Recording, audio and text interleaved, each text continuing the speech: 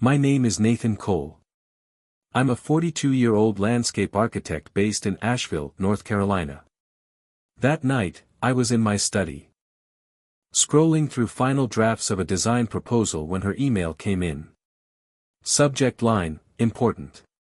It was from my wife, Sabrina, my partner of over 11 years, who was supposedly on a mindfulness retreat in Santa Fe. I've transferred your inheritance to my private account. It's just easier this way. No greeting. No explanation. Just that. Attached was a grainy photo, her and some bearded guy on a sunlit balcony, 2 wine glasses on the table between them. She was laughing in a way I hadn't seen in years. Her body angled toward him. I closed my laptop slowly and stared out the window into our backyard, the one we'd spent 2 full summers reshaping. The stone path, the koi pond. The lavender beds, details she once claimed brought her peace. Now they just felt like a set from a life she had already left. The money she tried to take wasn't just cash. It was $612. 000 left to me by my Uncle Robert, the man who raised me after both my parents died in a highway crash when I was 13. A quiet, principled man who taught me how to sketch, build, and restore. His one wish, scribbled in shaky handwriting on the last page of his will, was simple: use this to build a legacy. I glanced at my phone, no missed calls, no messages asking if I'd seen her email. Just silence. As if she already knew this was goodbye. In hindsight, the signs had been mounting for months. Her retreats went from weekends to full weeks. She stopped leaving her phone face up. Passwords changed. Conversations dried up. 3 months ago, she asked me out of the blue how the inheritance was structured. Should we be keeping it all in one place? She had said casually over dinner. I'd given her a non-answer, filing the question away. Now it was all clear. I opened the laptop again and typed a simple reply, "Thanks for the update." Then I got up, poured myself a glass of water, and went to bed. Sleep came easier than expected. Because what Sabrina didn't know was, the money was never where she thought it was. The next morning, I woke up before the sun, brewed a pot of strong coffee, and sat in the silence of a house that suddenly felt too staged. Sabrina's absence wasn't new, but it had never felt so complete. The truth was, the warning signs had been showing up like flashing lights. I just hadn't wanted to believe them. Sabrina had always been drawn to retreats, wellness workshops, and deep resets. At first, they were weekend getaways. Then they became week-long trips, sometimes 2. Sedona, Ojai, Tulum. She'd come back wearing beads, quoting new gurus, and speaking about energy shifts and emotional alignment, but never about us. Her phone had started staying face down on the table. Her laugh, once spontaneous and full, now only emerged during calls I wasn't part of. She'd step outside to talk. When I asked who it was, the answer was always vague. "Oh, just Tessa from the center, or one of the nutrition partners." I didn't push. But 3 months ago, the questions started. Subtle at first. "What kind of account is the inheritance in again?" she'd asked while folding laundry. "Just thinking maybe we should diversify a bit, you know. Financial wellness is still wellness." I'd nodded. "I'll think about it." That was all she got. Then there was Alex from next door. The retired teacher who baked too many pies and always had one reason or another to drop them off. One afternoon, while Sabrina was supposedly at a supplier retreat in New Mexico, Alex handed me a peach cobbler and said casually, "Thought you were in Charlotte last week?" I was. "Oh. Just, thought I saw someone drop Sabrina off pretty late one night. Maybe I was mistaken." He wasn't. I thanked him and made a mental note. I didn't ask more. I didn't need to, not yet. But that was when I started watching. Paying attention. Not snooping, just observing. The banking app asked for facial recognition now. Passwords she once shared were suddenly forgotten. Conversations about money became tense or abruptly ended when I asked anything too specific. She was building distance, not just emotionally, but financially. And I knew, whatever was coming, she'd already been planning it for a while. 2 weeks before Sabrina's so-called retreat, I got a call from Jeremy Hale, the financial advisor who managed my inheritance. His voice was calm, but his words weren't. "Nathan. Just a heads up, someone's been trying to access one of your trust accounts. They failed the security protocols, but it happened 3 times this week." I straightened up in my chair. "Which account?" "The one tied to the Cole Legacy Trust," he said.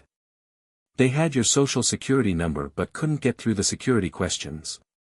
I thanked him, hung up, and sat in silence. It wasn't a guess anymore. Sabrina had made her move. That night, over dinner, she brought it up again.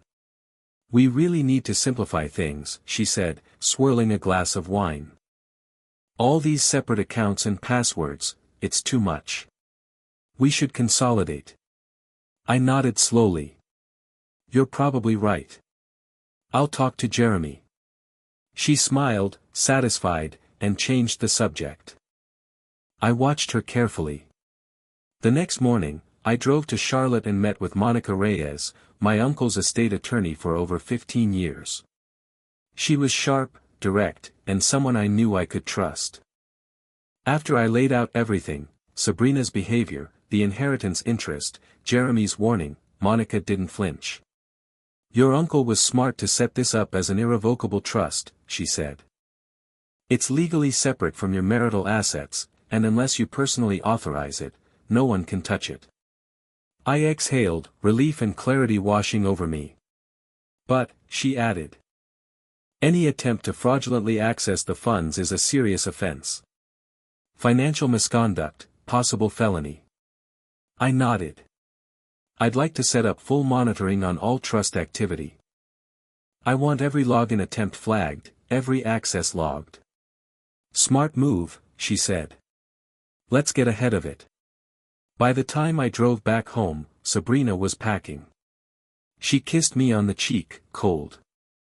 Distracted. "I might extend this one," she said at the door. "Really need a full reset." I helped her load the trunk. Watched her drive off like she was heading to a new life. And then I went inside. Opened my laptop and started collecting my own files. I wasn't going to chase her.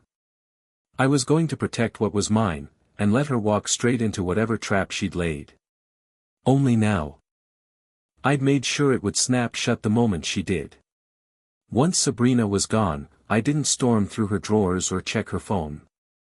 I didn't need to. There's something about people who believe they've outsmarted you, they get careless. We had a shared cloud drive labeled House Projects.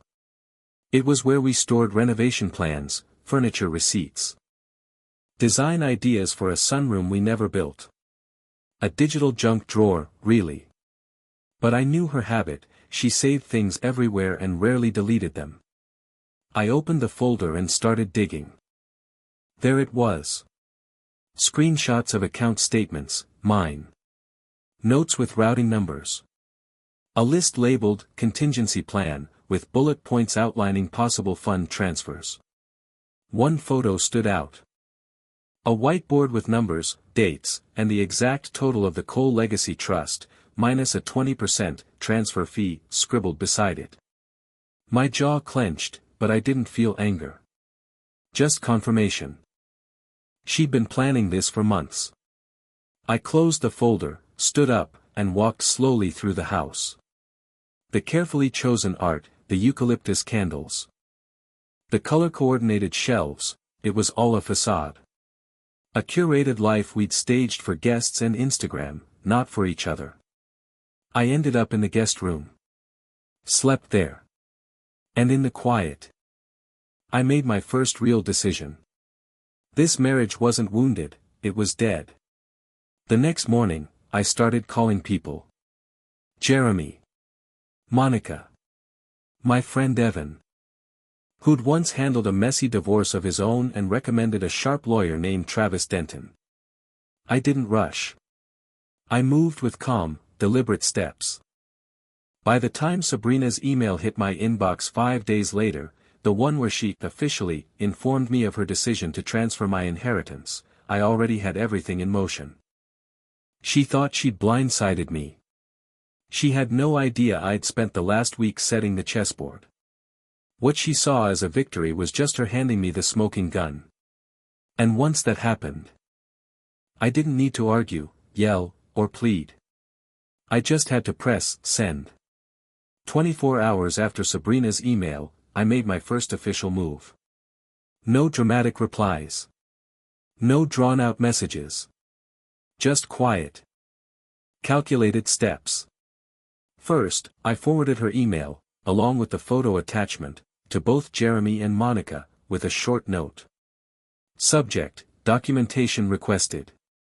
Message: as discussed. Proceed accordingly. Neither of them needed clarification. They understood the implication immediately.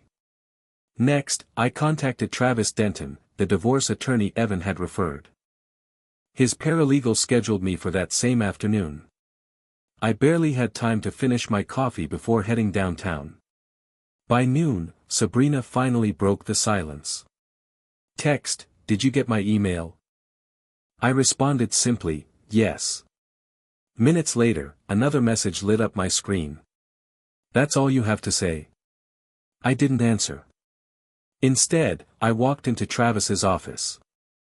Monica joined us via video call. Travis had already reviewed the documents I sent. This is textbook financial misconduct, he said, flipping through pages. The inheritance was never commingled with marital assets, it's secured in a trust, and she's now admitted to attempting unauthorized access. I leaned forward. What's the next step? File immediately. North Carolina law allows for fault-based divorce in cases involving fraud. We'll include everything: the attempted access, the cloud documents, and the transfer attempts Jeremy's system logged. I signed the paperwork without hesitation. At 4 p.m., my phone rang again. Sabrina. You're being childish, she said flatly when I picked up. No greeting. No apology. This doesn't have to be difficult. I agree, I said calmly. The money's already been moved. Dragging this out will just cost us both. I kept my voice even. Where are you staying? She hesitated. Why does that matter? Just wondering where you're calling from. She tried to pivot. Nathan, focus. I've already hired a lawyer. We're drafting settlement papers. It's better for both of us. Who's your attorney? Philip Barnes. I made a note. Thanks. That's helpful. She didn't realize I already had every advantage. The evidence. The timeline. The truth. After we hung up, I called Travis again and gave him Barnes' name. Then I texted Sabrina one last time that night. Taking some time to process. I'll reach out when I'm ready. Her reply came almost instantly. Don't wait too long. Papers will be ready Friday. Perfect. Just enough time to let her dig a little deeper. By Friday morning, the deadline Sabrina had given, everything was in place. At 6:15 a.m., Monica called.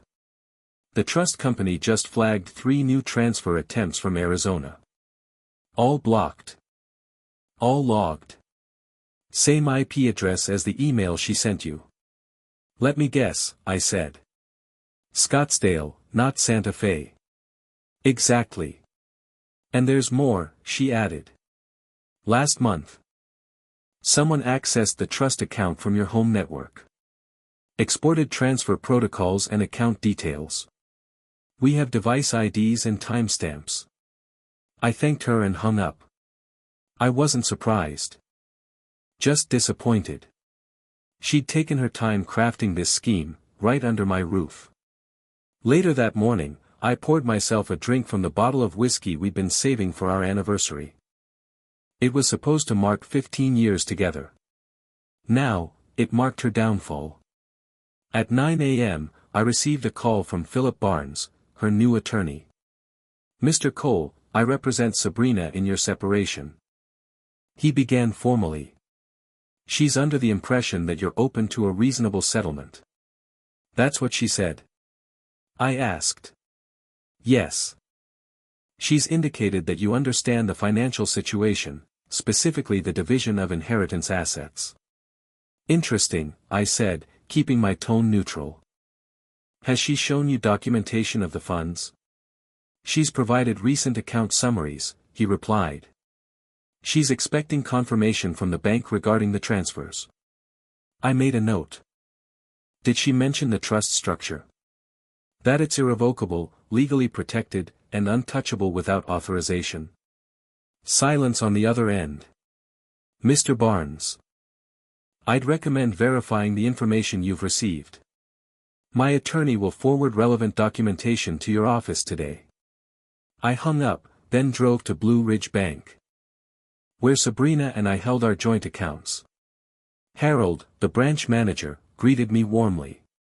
We'd worked with him during our mortgage refinance. "I need to review activity on all shared accounts," I said. His expression shifted as he pulled up the data. "There've been large withdrawals. Fairly consistent over the past few months." "How much?" He turned the monitor toward me. Line after line of transfers, to an account I didn't recognize. The most recent, $47,000. "Where did it go?" "Northern Pines Credit Union." "Not one of ours." Sabrina hadn't just tried to steal from my future, she'd been quietly siphoning our present, too. And soon, she'd have to explain all of it, to a judge. That afternoon, I was back at Travis Denton's office with a folder full of bank records Harold had printed for me, 6 months' worth of withdrawals. The totals were staggering. Sabrina had quietly moved over $186,000 from our joint accounts into one under her name only, at Northern Pines Credit Union, linked to an address in Scottsdale. "She's been living a double life," Travis muttered, flipping through the statements. "Setting up a new foundation for herself while still draining yours." We were going over the files when Travis's assistant stepped in. "Philip Barnes is on the line." Travis picked up, placing the call on speaker. "I've reviewed the documents your office sent," Barnes began, voice tight. "It appears my client may have misrepresented aspects of her financial standing, including her access to the inheritance." "She didn't just misrepresent it," Travis replied. "She fabricated access and attempted multiple unauthorized transfers." "I understand," Barnes said quickly. "Given this new information, perhaps it would be best to approach a revised settlement." "My client has already filed for divorce on grounds of financial misconduct," Travis reminded him. "And the evidence speaks for itself." Barnes paused. "Understood. I'll advise my client accordingly." After the call ended, Travis looked at me. "He'll drop her by end of day. No lawyer wants their name tied to fraud." I nodded, though the weight of it all started sinking in. This wasn't just betrayal, it was premeditated theft, orchestrated by someone who'd once claimed to build a life with me. While I drafted blueprints and dreamed about sunrooms, she was busy emptying our accounts and renting apartments under fake addresses. "I want her to return half," I said finally. "What she took from our joint funds. And I want a non-disclosure agreement. No podcasts, no interviews, no tell-all yoga memoirs." "You sure?" Travis asked. "You could press charges. You'd win." "I don't want more," I said. "I want peace." He nodded. "We'll give them 24 hours to respond. If she agrees, we end it. If not, we take it to court. I stood, walked to the window, and looked down at the quiet street below.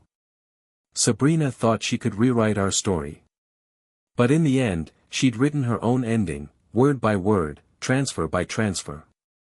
And I was finally ready to close the book. Monday morning arrived gray and quiet. Sabrina and her attorney, Philip Barnes, showed up at the courthouse right on time. But there would be no judge. No hearing. Travis had prepared a private settlement room, a table, and 2 identical stacks of paperwork. I waited behind the frosted glass, watching her through the blur. She looked different, less polished, like someone who'd stopped pretending. Barnes leaned close, whispering. Then Travis walked in and handed over the folder. Inside, full documentation of her unauthorized access attempts. Transaction histories from Blue Ridge Bank. Lease agreement for her hidden apartment in Scottsdale. A notarized statement from our neighbor Alex, identifying her mystery man. Screenshots from the cloud folder she'd forgotten to delete. Her face shifted as she flipped through each page. From defiance, to disbelief. To something that looked a lot like defeat.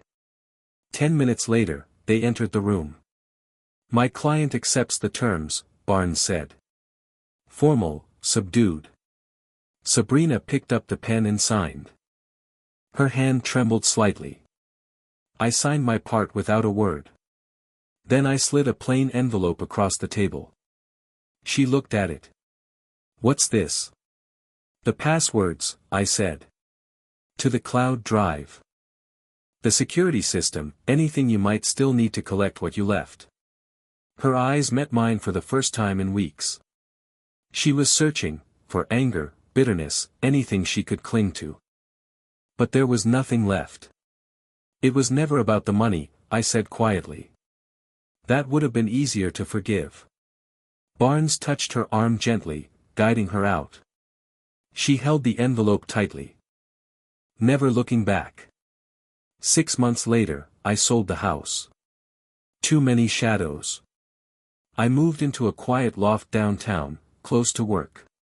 Bought less. Kept only what mattered. The Cole Legacy Trust became the Cole Foundation for Design and Healing, offering scholarships to students who'd lost a parent, like I had. Our first recipient. A 17-year-old girl who wanted to design spaces that felt like home for people who'd never really had one. Monica said, Robert would have been proud. I believed her. One evening, I got an envelope in the mail. No return address. Inside was a check for exactly $93,000, the remainder of what Sabrina had taken. No signature. No note. None needed. That night, I walked down to the river and sat on a bench where Sabrina and I once dreamed about building a wellness space together. Now, that dream belonged to the past. And in front of me was something better. A future I'd build alone, brick by brick, clean and unburdened. Sometimes, the strongest response to betrayal isn't revenge. It's rebuilding.